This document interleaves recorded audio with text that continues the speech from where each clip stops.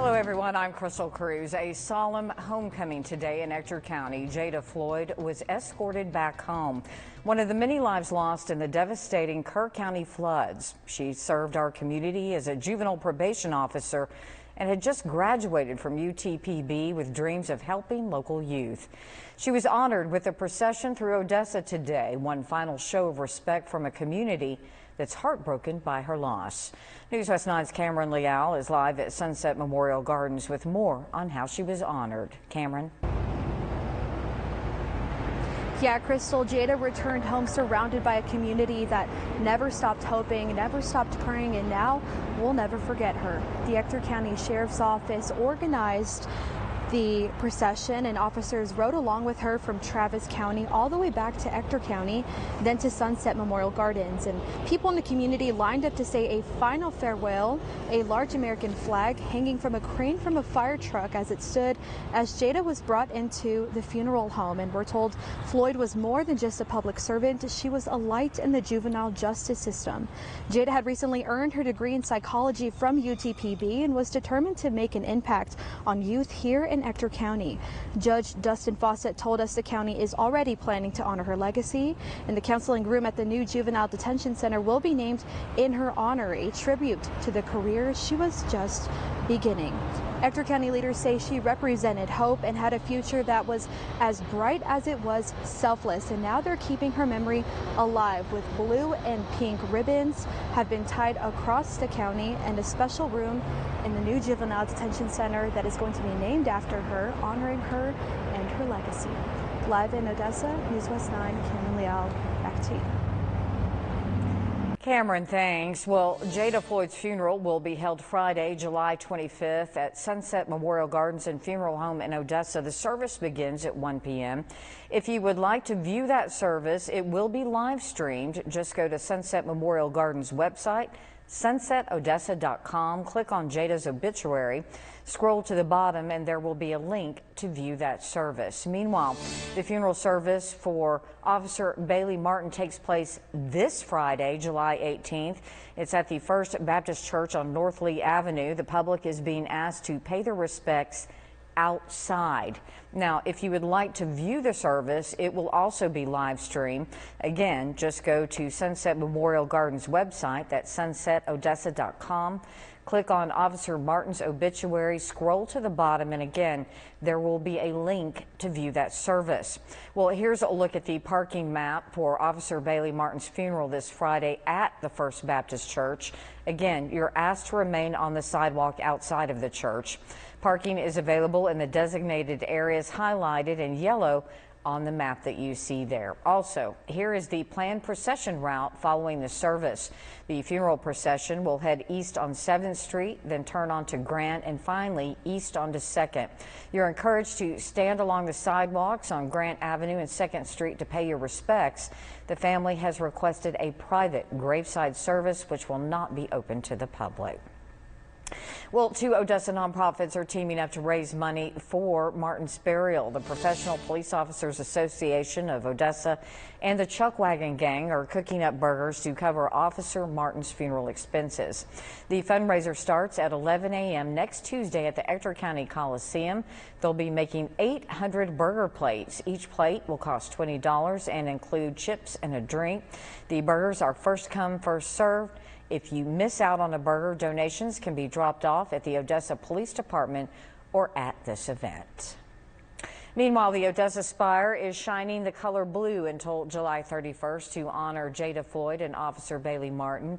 Odessa Arts posting this video to their Facebook page showing the spire lit up as a thank you for their service and to remember the beloved community members that were lost in the flooding. Well, today was day 2 for the trial of Colton Hughes, a man charged with killing his grandmother Leah Hughes in Big Spring. News West 9 Sanji Milburn is live at the 118th District Court in Big Spring to explain what happened in court today. Sanji. That's right, Crystal. Emotions are at an all-time high here in Big Spring. And to put things into perspective, Colton and Leah Hughes weren't strangers. They were close family members, which makes the story even more terrifying. Now, earlier today inside the courtroom, it was packed as prosecutors called witnesses to the stand and showed body cam footage. And there's still a lot of questions that need answers, but here's what we do know. Colton Hughes is accused of shooting and killing 67-year-old Leah Hughes in her home in December of 2023.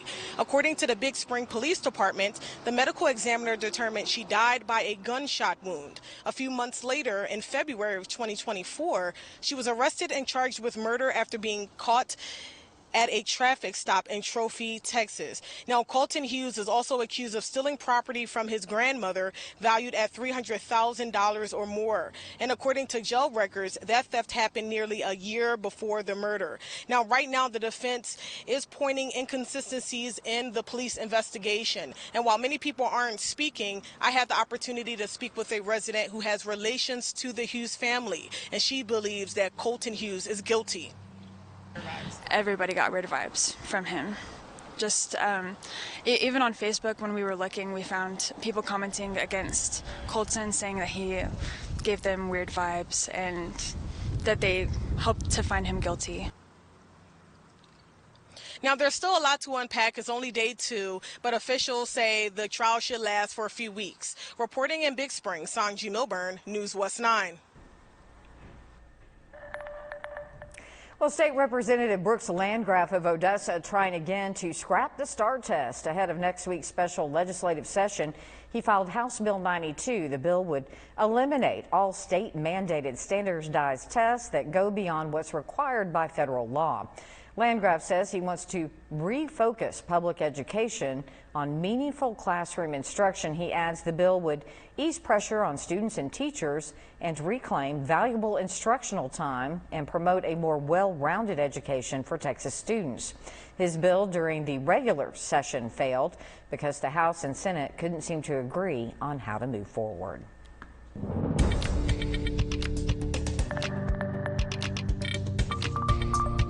Well, the skies are clearing up a bit and temperatures are starting to go right back up into those 90s. Humidity is falling ever so slightly, but it's still just a touch muggy outside. Might feel a little bit uncomfortable compared to what we're used to, which is that nice dry heat.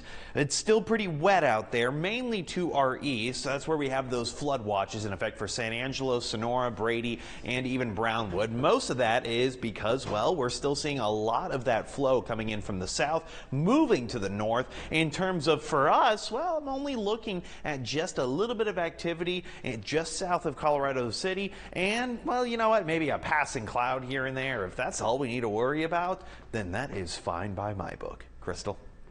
Jordan, thanks. From water access in Greenwood to the future of a recreational area at the Midland County Horseshoe.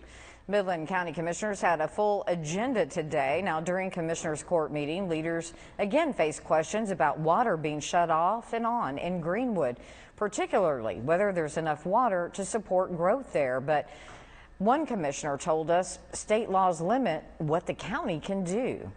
It's very gray area of where we can regulate on the water, because 2 sessions ago, 2023, Senator Sparks actually introduced a bill regulating and asking that developers in the county produce a document showing how much water is in that area for wells.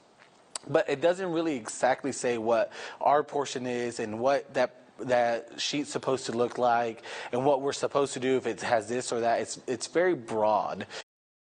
While the Greenwood water issue is always getting attention lately, commissioners also turned their attention to developing the Horseshoe Trail, a recreational area for families. During a presentation today, they decided to not move forward on the project until they can see a whole plan for the development. Well, tonight we're learning about a big accident involving 3 semi-trucks in Terrell County. The accident happened yesterday on Highway 90 near Pumpville Road.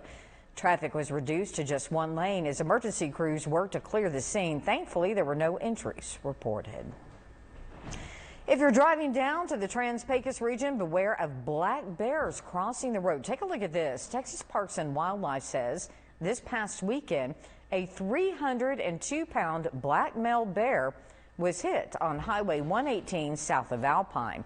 We're told since 2019 there have been 10 black bears killed in car accidents in the area.